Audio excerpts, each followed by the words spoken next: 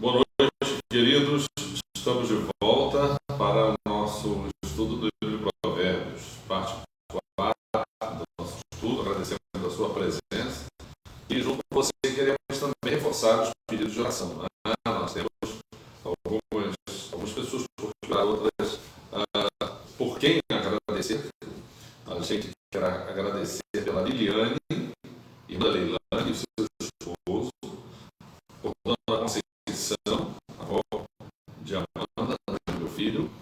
Queremos também interceder em favor de Rosa, amiga da irmã Josilene. E queremos também continuar orando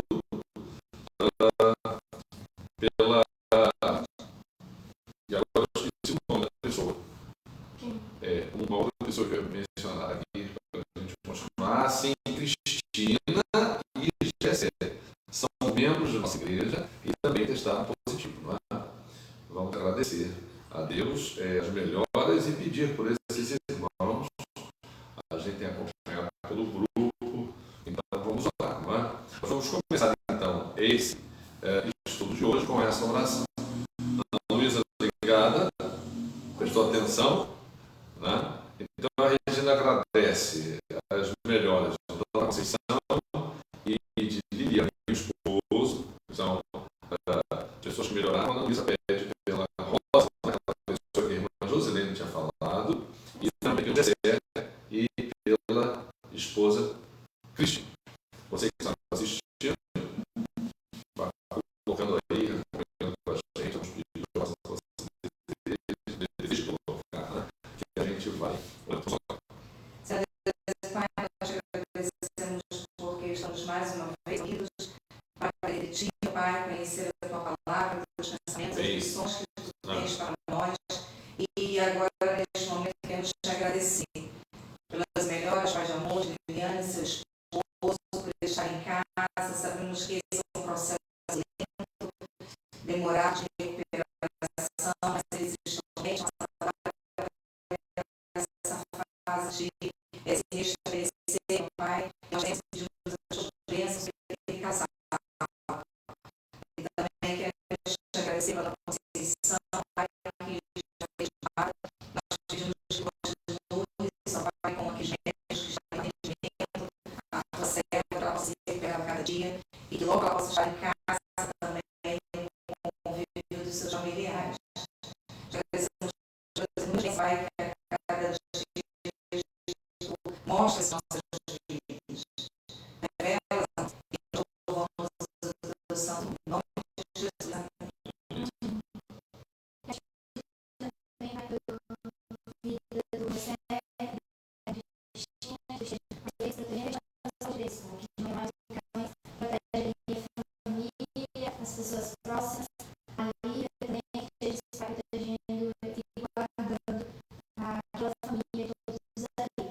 Quero te pedir também pela irmã Josilene mencionou, agora eu lembro se o nome era Rosa, se era Sara, acho que sabe quem é esse, que te protege aquilo que for necessário, protegendo, restaurando, curando, e também quero te pedir em especial pelas pessoas que estão enfrentando luto, Senhor, que perderam entes queridos, pessoas queridas e amadas, que esteja confortando os corações, Senhor, dando paz, sabendo que essas pessoas estão agora contigo e que estão em um lugar melhor, Senhor, que podem desfrutar plenamente da tua presença.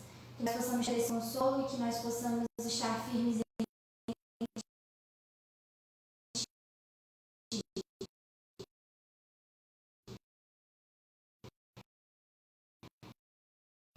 te peço e eu te agradeço também. Não é? Elas terem meio. Não somos parecidos com sintomas de irmã. Então, vamos falar por ela.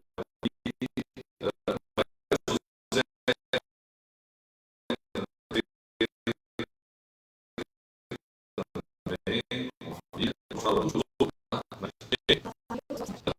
a vida, depois nós fizemos a relação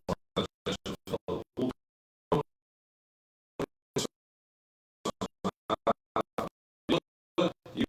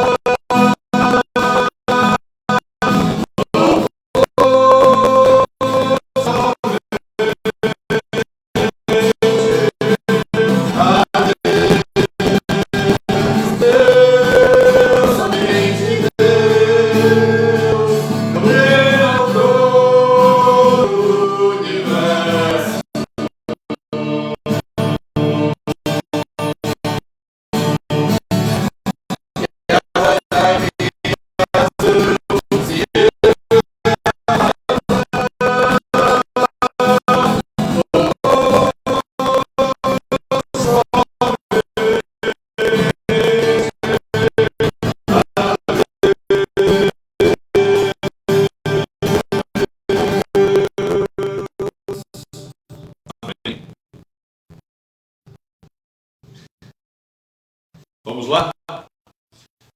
Agradecemos a vocês. Estamos na igreja. Julião.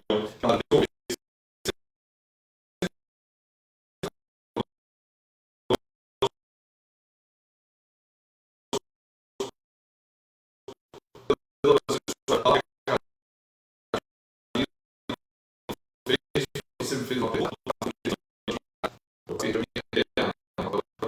Ficou faltando uma parte, eu descendo uma outra. A gente vai continuar estudando o livro de Provérbios. Nós vamos falar capítulo 7 e metade do capítulo 8. É um capítulo fantástico, um capítulo que começa com um hino à sabedoria. Né? O gênero do livro de Provérbios é o gênero de sabedoria. Então, a forma como ele é escrito, né? Ele descreve, ele desenha a sabedoria e mostra como ela se encontra com Deus, mas está acessível ao homem. Não é?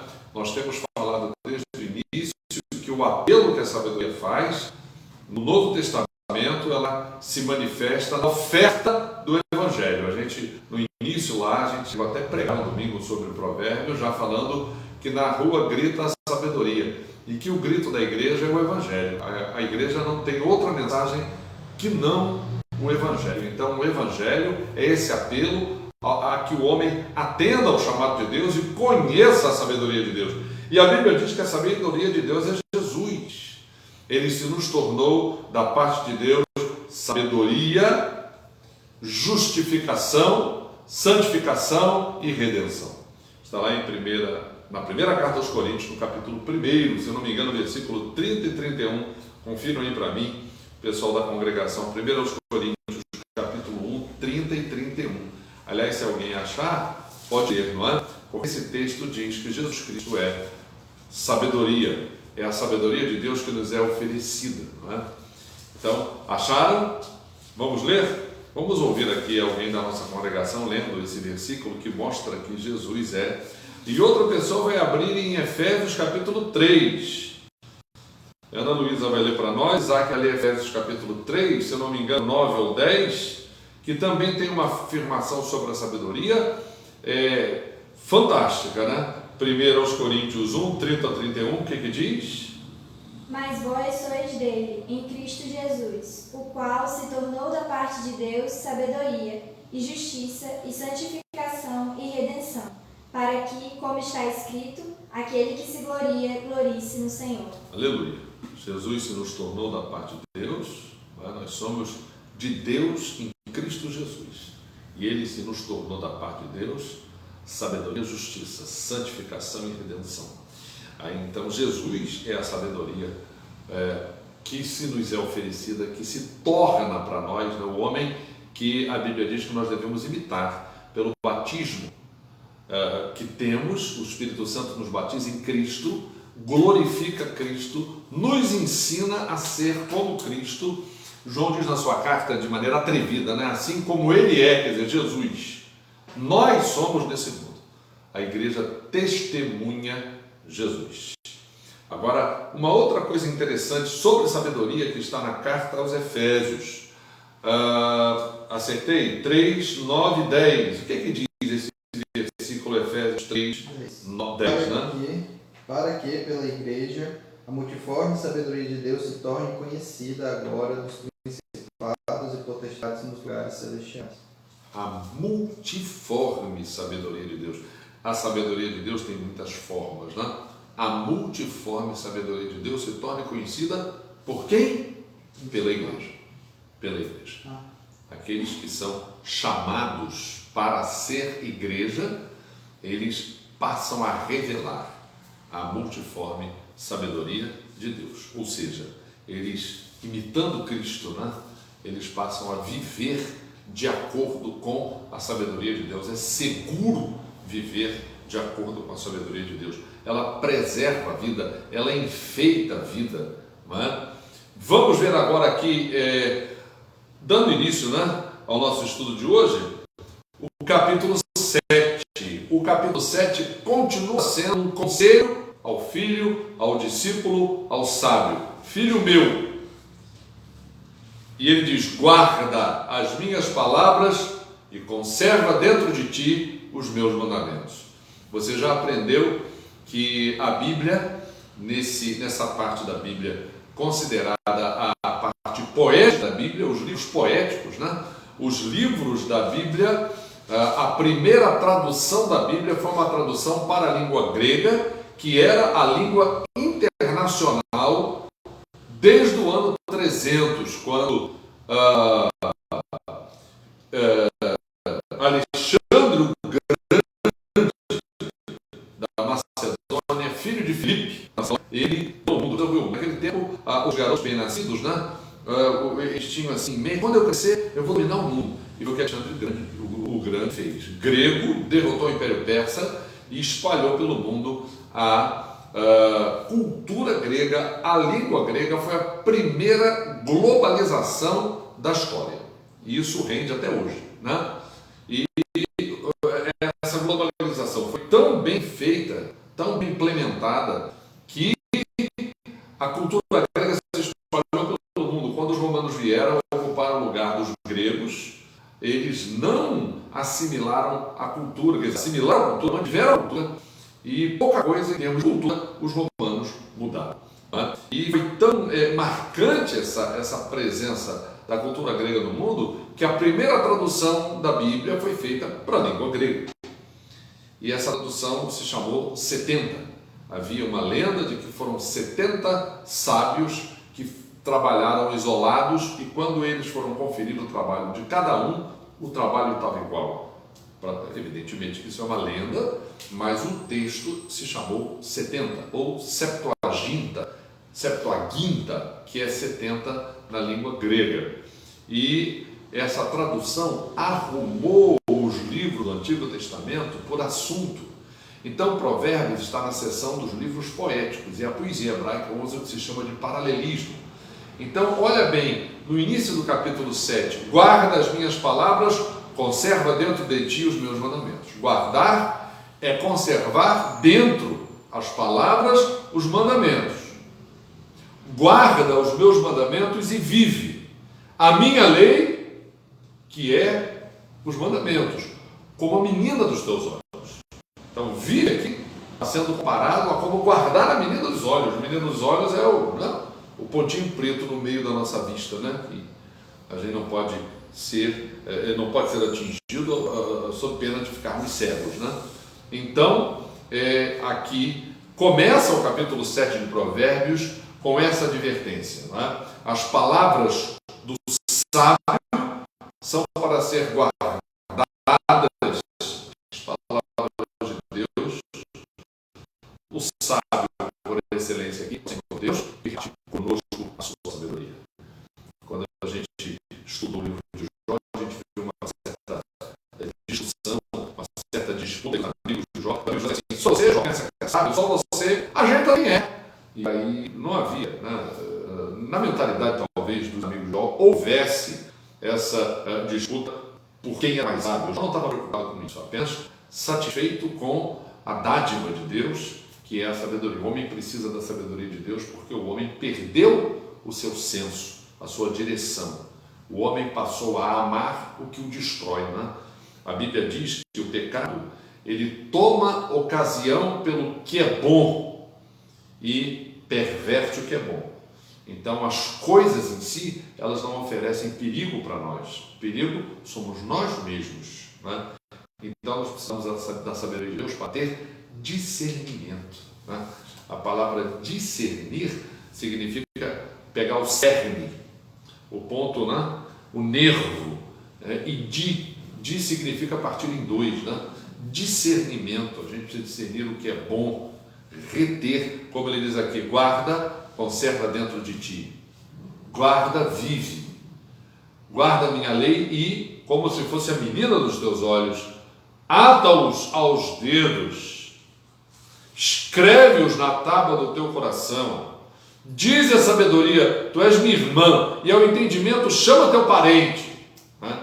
Quer dizer, a sabedoria não pode ser estranha a você. Ela não pode ser estranha, você tem que ter o DNA da sabedoria, né? Você tem que fazê-la tua irmã, teu parente, atar no dedo, escrever na tábua do coração, não é? Interessante essa maneira da Bíblia. O judeu, ele tem o que se chama de filactério, que são pedaços da lei, ele amarra nos pulsos, que ele coloca na fronte, né? Coloca no portal da casa, para que ele interpreta literalmente, né? Mas a Bíblia está dizendo que a gente tem que ter o quê? Coração para cumprir, tem que conhecer, como Deus falou para Josué, né? Lê a Bíblia, medita na Bíblia, cumpre a Bíblia e vai falar da Bíblia, vai viver a Bíblia, vai ser exemplo de Bíblia com a tua vida, né? Então ele faz um apelo a isso. Você tem que ver. Hoje agora a gente tem, antigamente na década de 50, né? Eu não nasci na década de 50, eu não nasci em 1950, meus pais casaram em 54, mas eu nasci em 57. Então, no tempo que eu nasci, o computador tinha que ficar numa sala de 5x10, né? Você carregava um carrinho, a quantidade de papel que tinha sido impressa numa impressora para outra sala, para colocar no computador. Eu peguei o tempo da impressora, que ainda era um bloco que ficava no chão, e aqueles mecanismos puxavam pelo grampinho lateral das folhas para que o papel entrasse na máquina e fosse impresso, não é? Hoje em dia o computador está na tua mão, no celular, a todo momento. Então a Bíblia está dizendo aqui: olha, o que está nos dedos, o que está perto, seja a sabedoria de Deus ao teu alcance permanentemente. Aí ele faz aqui um apelo ao filho por 4 posturas. Ele diz aqui: filho meu, ele pede 4 coisas: guarda as palavras, conserva dentro de ti os mandamentos. Filho meu, guarda os mandamentos. Guardar os mandamentos é viver, uma advertência que ele faz. A lei é como a menina dos olhos. Atar mandamentos e lei aos dedos, escrever na tábua do coração. E a terceira advertência: quarta, dizer a sabedoria que é irmã, e ao entendimento chamar seu parente. Tudo isso, olha só que interessante, né? Isso é para todos os setores da vida. Isso que ele diz aqui é para todas as áreas da vida. Mas ele vai dirigir novamente para uma área que é fundamental na vida das pessoas: guardar da mulher alheia e lisonjeira com palavras. Ele quer que o jovem, não é? Ele quer que a pessoa que está começando a sua vida, né? A gente falou na semana passada que essa questão da relação, da sexualidade, ela está sendo antecipada, ela está sendo muito cedo trazida a infância das crianças, né? Isso tem um pouquinho a ver também com a questão das famílias desestruturadas, não é? Quando você percebe que uma família não foi bem planejada, a pessoa que vai educar os filhos que nascem, não é? É incerto dizer quem é que vai fazer isso. A Bíblia tem um modelo de matrimônio e a Bíblia trabalha pela preservação desse modelo. Qualquer coisa que venha contra, que negue, não é? Ou que desfaça, que combata, que venha de encontro ao modelo bíblico de matrimônio, a Bíblia então ela denuncia. E esse capítulo é uma denúncia, mais uma vez, de um atentado ao matrimônio. E o matrimônio não é uma coisa automática. Ele precisa ter, antes que ele aconteça de fato, ele precisa ter todo um preparo, né? A pessoa que vai entrar no matrimônio, ela tem que ter a sua personalidade pronta. Ninguém entra no matrimônio para que o outro seja a muleta dele. Ele tem que ter a sua personalidade pronta. Na minha experiência, meu pai casou depois dos 30, ele queria que eu casasse antes dos 30, mas eu reconheço que eu casei na época que eu estava maduro para casar. Se eu casasse antes, eu teria casado errado. Então eu não estava pronto antes. Então a gente precisa entender isso. A pessoa tem uma personalidade formada, o outro tem a personalidade formada, o casal. E quando eles se encontram, eles têm condições de estruturar a relação antes de entrar nela, para que quando entrem com segurança e seja uma bênção o casamento. Ele se renove, não é? Se torne sempre novo. Então, ele diz aqui, tudo isso para, não é? Guardar da mulher alheia e lisonjeira com palavra. Então ele quer que o jovem se previna. A sabedoria não guarda só disso, mas aqui ele vai falar disso, né? Então, mais uma vez, a Bíblia agora vai focar numa cena ilustrativa de como essa mulher age. Já falamos na semana passada e vamos repetir aqui. A Bíblia não deprecia nenhum tipo de pessoa. Pelo contrário, a Bíblia diz que todas as pessoas precisam da sabedoria de Deus sem nenhuma distinção. O próprio autor desse livro de Provérbios, ele teve uma parte da vida dele que ele esteve à altura da sabedoria de Deus, mas chegou numa parte da vida dele que ele decaiu. Ele mesmo não seguiu o padrão daquilo que ele mesmo escreveu. Então a Bíblia, ela não é escrita para santarrões, a Bíblia não é escrita para poder as pessoas que porfiam, que lutam, que se empenham em cumprir a Bíblia, julguem que por isso estão acima. Não é isso. E a Bíblia também não discrimina nem põe para baixo, pelo contrário, a Bíblia quer que as pessoas se soergam. Então a Bíblia aqui não está condenando mulheres, a Bíblia está condenando o adultério.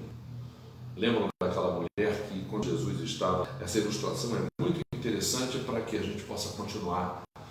Jesus estava lá, até no momento de descontração com os apóstolos, estava escrevendo lá na areia, fazendo algum desenho, explicando alguma coisa, e chegou uma turba de gente com uma mulher, não é?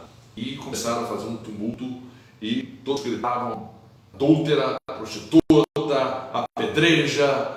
E Jesus, ele com que a impressão que a gente tem no texto é que ele continuou fazendo o que ele estava fazendo, até que alguém pediu a opinião dele. E aí deve ter se aberto um claro, todos os olhos devem ter voltado para Jesus, e Jesus falou assim, eu ilustro assim, né? Mas é como se ele dissesse mais ou menos: vocês querem apedrejar a mulher? Né? Vocês querem apedrejá-la? Bom, apedreja. Está faltando pé? Todo mundo deve ter parado, deve ter ficado estatelado e falou assim: olha, mas vai apedrejar quem não tiver pecado. E ficou olhando para eles. Aí todos os homens se dispersaram. E Jesus chegou para essa mulher, que era chamada de adúltera, mesmo porque a lei dos judeus dizia que se houve adultério, os dois tinham que ser levados à presença. Não Jesus, ser levado à presença do sacerdote. E eles levaram só a mulher. Então eles discriminaram, deixaram o homem para lá. E aí Jesus falou, então quem é? Quem é? Pode ir lá apedrejar agora, quem não tiver pecado. Todos os homens foram embora. Então Jesus se aproximou da mulher e falou assim, mulher, cadê os teus acusadores? E ela diz, não sei, Senhor. Então Jesus falou, eu não te condeno. Então a primeira coisa que a gente tem que aprender é que a Bíblia não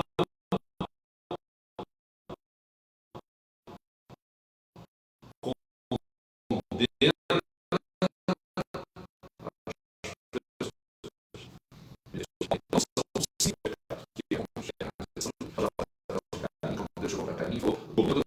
o desejo é quando você tem que dominá-lo, e ele não dominou e matou Abel. E quando Deus colocou ele falou assim, eu vou me retirar, era pretendido, Senhor, eu me arrependo, matei meu irmão sim, me perdoa, era pretendido isso. Então a Bíblia, quando procura as pessoas, é para que as pessoas caem na direção de Deus, e não para que as pessoas fujam de Deus. Então aqui a Bíblia está condenando sim o adultério. Cena ilustrativa de como essa mulher age, brechando, aqui no ar, essa expressão, né? Leiam, por favor, esse versículo aí. A primeira, o que está escrito?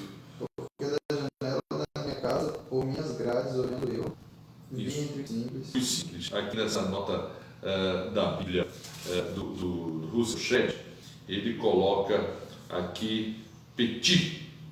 Facilmente enganado. O simples, no hebraico, significa petit. Ele é facilmente enganado, ele é inexperiente. Então, aqui, olhar pela janela no Acre significa ficar na brecha. Ela fica brechando por entre as grades da janela, ela olha, né? Eu olho, e ela viu essa pessoa que pode ser desse nível, dessa maneira, desse jeito de ser, e pode não ser. Se ele buscar a sabedoria de Deus, não vai ser, né? Era um jovem carente de juízo, a definição. Vinha pela rua junto à esquina da mulher, ele vinha caminhando junto à esquina da mulher, estranha, seguia pelo caminho da casa dela. A Bíblia fala de pessoas na Bíblia, né? A Bíblia fala de pessoas que fugiram disso, como fala de pessoas que procuraram isso, né? O rei Davi, por exemplo, é uma pessoa famosa que procurou o adultério. José é outra pessoa famosa que fugiu do adultério. Então, na tarde do dia, no crepúsculo, na escuridão da noite, nas trevas, a impressão que a gente tem aqui é que caminha tudo para a escuridão, para que seja feito escondido, né? Para que não seja publicado, porque é algo que principalmente as pessoas mas o prejuízo que ele causa, e diante de Deus, ele está sendo, até como Jesus falou, a simples intenção. Né? Se alguém olha com intenção impura para uma mulher, a Bíblia não proíbe nenhum homem de olhar para nenhuma mulher. É muito natural o homem achar a mulher atraente, bonita e por aí vai. Outra coisa, ele não ter educação, né? Hábito, educação sexual, né? Na sua mente, no seu coração, para saber o lugar que dá a essa naturalidade que é você dizer, olha que mulher bonita, que mulher atraente, e nenhum problema.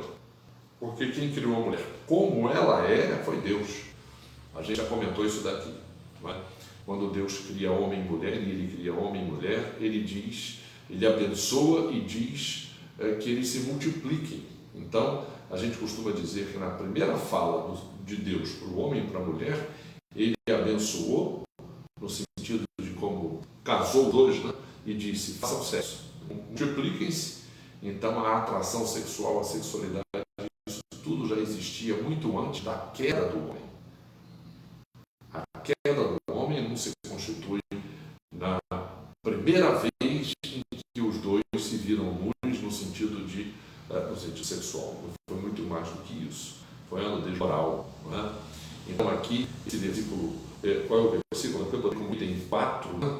Porque é uma cena ilustrativa, e a mulher primeiro brecha e olha o simples, depois ela vê que ele é carente de juízo, então ela monta uma estratégia, ele vem pela rua dela, então ele está caminhando para essa armadilha, e na tarde do dia, no crepúsculo, na escuridão, nas trevas, caminha nessa direção. Não é? E qual é a descrição dessa mulher que sai ao encontro? Apaixonada, inquieta, os pés não param em casa, ela tem um perfil. Não é? O perfil dela é que contribui para que o adjetivo, a gente falou isso no estudo da semana passada, né? O adjetivo cole nela. Né? O caráter da pessoa, a gente tem um caráter, e o adjetivo vai colar. Mas primeiro a atitude. Primeiro, a personalidade. Então, uma mulher apaixonada e inquieta, apaixonada no sentido negativo, paixão no sentido daquilo que arrebata e tira o senso, tira o raciocínio. Os pés não param em casa, a característica dela é estar na rua para atrair o nécio, para atrair o simples. Ora na rua, ora na praça, espreitando em todos os cantos. Claro que se faz culpado, não é? A pessoa que olha, vê, tem essa visão desse perfil de mulher e aceita, e concorda. Aproximou-se, beijou e disse com cara impudente. É esse o versículo, né? Eu botei imprudente, aí o Isaac vai consertar, né? Impudente, sim, pudor, despudorada, né? É esse o termo. É nesse sentido, então, que a mulher está sendo descrita. Né? Qual é a abordagem característica dela? Quais são os argumentos dela? Na cultura dela, ela fala os sacrifícios pacíficos que me oferecer, paguei hoje os meus votos. A religião dela é uma formalidade. Quanta gente que mistura imoralidade com o seu culto. Lá no tempo da Bíblia, até prostitutos e prostitutas cultuais havia. Então, quando o pecado impera na vida de uma pessoa, a fé não existe, a religião se torna uma formalidade. Então ela fala, ó, a minha obrigação, a minha religião eu fiz, agora eu já paguei os meus votos, por isso saí ao teu encontro a buscar-te e te achei. Claro que essa pessoa aqui não tem nenhum escrúpulo e nenhuma relação com Deus, senão nunca buscaria um homem para essa relação. A coisa mais natural na condição humana é que a mulher tenha na sua sexualidade um conjunto de características que a atrai ou a faz se sentir atraída pelo homem, e o homem na sua sexualidade ter um conjunto de características que o tornam atrativo à mulher e reciprocamente ele se sinta atraído por ela. E que é um livro dentro dessa seção, que na Septuaginta ficou sendo a seção de livros poéticos, né? Salmo, Provérbios, Eclesiastes, Cantos, uma poesia erótica. Enaltece o corpo do homem e o corpo da mulher. Mostra a atração do homem e do homem pela mulher, da mulher pelo homem. Mostra a mulher, aquela poesia mostra a mulher escrevendo o corpo do homem, o homem escrevendo o corpo da mulher. Então a Bíblia não tem nada contra a atração sexual. A sexualidade foi criada por Deus. Mas esse encontro aqui, ela dizendo, olha, eu saí ao teu encontro, eu te busquei e eu te achei. Namoro é quando a menina encontra, sai e busca, quando o menino encontra, sai e busca. Nada há de errado nisso. Mas esse encontro aqui é para uma relação distorcida. Não é na direção do matrimônio. Pelo contrário, ela vai dizer aqui, a cama está coberta de colchas de linho fino, multicores, eu enfeitei o lugar, mirra, aloés e cinamomos, perfumes caros, eu perfumei o leito, vem se embriaga comigo com as delícias do amor, até o amanhecer, gozemos amores, o meu marido não está em casa, saiu de viagem, para longe. Caracterização explícita de adultério. Então essa relação aí não é uma relação segundo a vontade de Deus. Uma vez dando aula no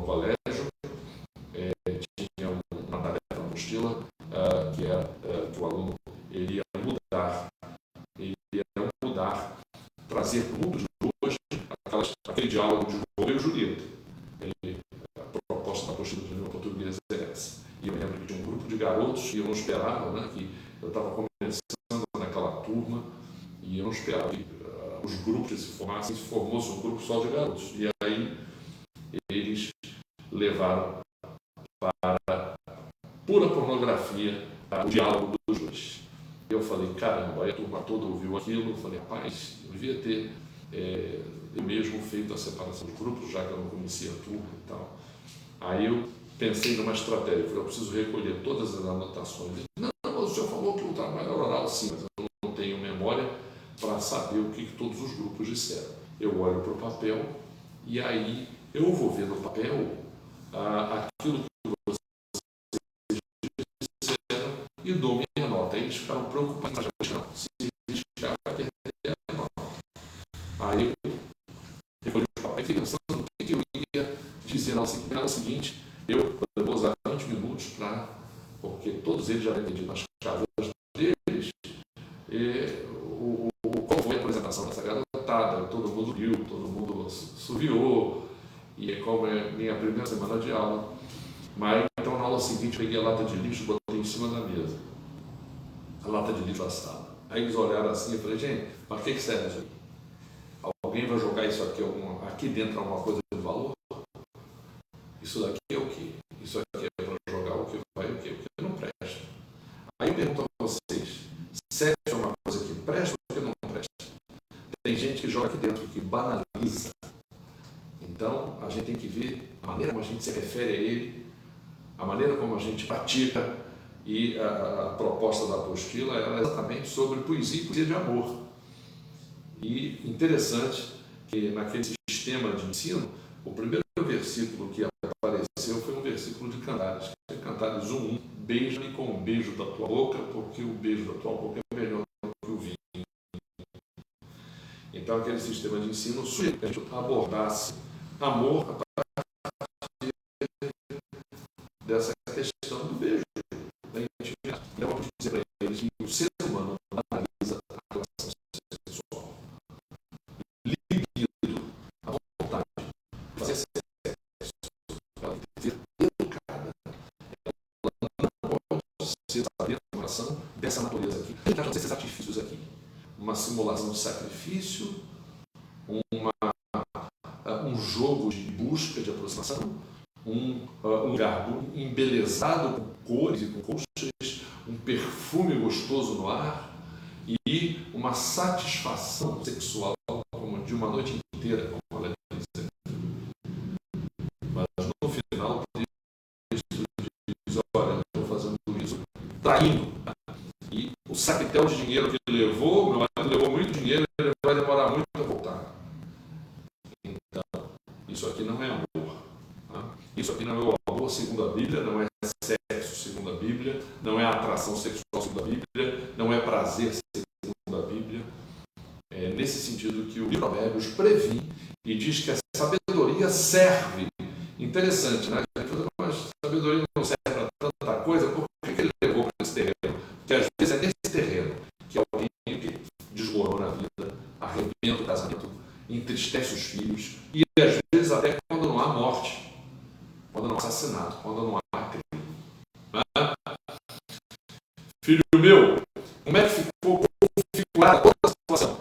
Seduziu, aí o texto vai dizer o que a mulher fez. Na verdade, o texto de Provérbios vai dizer a maneira como aquela mulher define a abordagem, o encontro e faz a proposta, não é a maneira como o Provérbios. Ele vai dizer, ela seduziu com as suas muitas palavras, com a lisonja dos seus lábios, arrastou aquele homem. Que homem é aquele? Ele, um instante, a segue como o boi que vai ao matador, como o cervo que corre para reis, até que a flecha lhe atravesse o coração, como a ave que se apressa para o laço, sem saber que isto lhe custará a vida. Então é isso que a Bíblia previne aqui, né? É uma maneira comparativa de dizer que esse homem não é isso que é ser homem. Né? Quanta gente acha que ser homem é agir dessa maneira aqui. Não é? E não é. Não é isso que significa ser homem. Para o padrão da Bíblia. já dissemos aqui e repetimos, né? A Bíblia tem um padrão dela, respeite o padrão da Bíblia. Tem uma porção de gente seguindo o padrão da Bíblia. Não pense que o padrão da Bíblia, muita gente segue o padrão da Bíblia. E tem gente que não quer seguir. Eu acho que quem segue o padrão da Bíblia não tem que se achar melhor de quem não quer seguir. Ele tem que, diante de Deus, diante da sua opção, diante da sua escolha, seguir aquilo que ele acha que está certo. Ele vai dar contas dele a Deus e não deve responsabilizar, menosprezar, discriminar o outro. Ninguém é forçado a seguir o padrão da Bíblia. Agora, quem não segue também não deve hostilizar quem segue. E nem deve vir na Bíblia tentar mudar o que a Bíblia diz. Assuma-se contente com o fato de que não está e não vai e não quer seguir. E ele diz: agora, filho meu, 4 advertências, dá-me ouvidos, se atento às palavras da minha boca. Não se desvie o teu coração para os caminhos dela, dessa mulher, desse perfil. Não andes perdidos nas suas veredas, não percorra esse caminho. Diz lá que fica na calçada, na esquina. Não faça isso. Há muitos feriu e derribou, são muitos que por ela foram mortos. A casa dela é caminho para a sepultura, desce para as câmaras da morte. Sempre lembrando que a Bíblia, quando ela fala de morte, não é somente a morte física, é a morte moral, é a morte espiritual. A Bíblia diz que o homem está desligado de Deus, por isso que ele não pode fazer aquilo que agrada a Deus, aquilo que conduz, que alimenta a sua própria vida. Pelo contrário, aquilo que o homem faz tem cheiro de morte. Né? Quando a Bíblia diz que nós somos o perfume de Cristo, a Bíblia diz que nós devemos exalar o perfume de Cristo, a personalidade de Cristo. Aquilo que foi feito aqui, ele se tornou sabedoria, justiça, santificação e redenção. Então nós temos que exalar o perfume de Cristo. Para os que creem, para os que cheiro de vida. E os que não creem, cheiro de morte. É isso que Provérbios está dizendo aqui. Há certas atitudes na vida da pessoa que elas exalam um cheiro de sepultura, um cheiro de morte. Clamor da sabedoria. Vamos interromper aqui o nosso estudo. Esse capítulo, Hino da Sabedoria, é um capítulo extenso. Então nós fizemos metade hoje e deixamos a metade para a semana que vem. Mas nós estamos aqui resolvendo nesse momento deixar o capítulo inteiro para a semana que vem. O livro de Provérbios, ele ainda vai nos encantar ainda mais, definindo o perfil da sabedoria de Deus e como a pessoa de Deus se esconde por trás dela ou se revela como Deus exatamente em função da sabedoria que enfeita, interessa, que torna a vida abençoada nos caminhos da vida, nos caminhos do padrão que agrada a Deus. Eles nos estão escondidos ou revelados na sabedoria que ele nos dá. Algum pedido mais? Então, nós vamos fazer aquela oração mais que a gente disse que ia fazer. Qual foi mesmo? Qual foi as pessoas que a gente mencionou?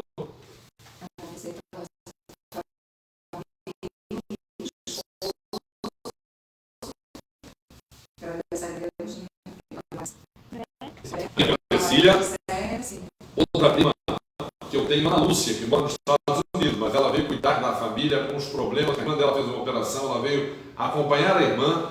Ana Lúcia amanhã vai operar, vai fazer uma cirurgia bucal. Vamos orar por Ana Lúcia. Dercília é a outra prima. Ana Lúcia é uma prima mais nova e a Dercília é uma prima de 82 anos que está no hospital. Não é? Agradecendo a melhora da Fabiola e do esposo. Como é mesmo o nome do esposo? Estênio, né? E orar pela bebê. Alô, bebê. Doutor João, esposa e filho. Não é? Maria José do Salto Tancredo. Sim? São esses, né? Eu acho que quem falta orar é o Isaac, né? Isaac vai encerrar o nosso estudo com essa palavra de oração. Estaremos despedidos logo depois.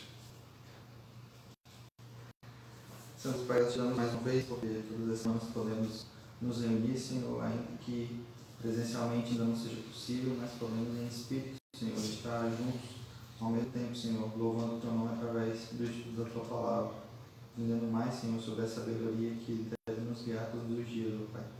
A sabedoria que é infinita e que nós devemos estar sempre perseguindo, Senhor, para sempre adquirir mais, para que possamos viver uma vida, Senhor, nos Teus caminhos, para que possamos andar em caminhos de vida.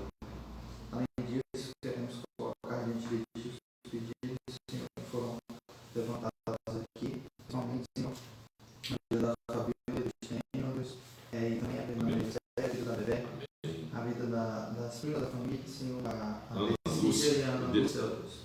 Que eu possa estar com eles, Senhor, o tempo todo. Mas estamos sempre, Senhor, necessitados de Ti. A necessidade que nós temos da Tua presença é constante, porque em Ti que nós vivemos, por Ti que nós nos movemos, é por Ti que nós respiramos, Senhor, e fazemos qualquer coisa, Senhor. Não somos nada, não somos capazes de nada sem a Tua presença. Então, assim como necessitamos, pedimos, Senhor, que aqueles que conhecemos, aqueles entes queridos, também estejam sendo revestidos da Tua presença, Senhor, fazer no dia a dia. Que o Senhor encha o coração dela de paz, Senhor, que o Senhor esteja protegendo, Senhor, a vida dos Teus servos,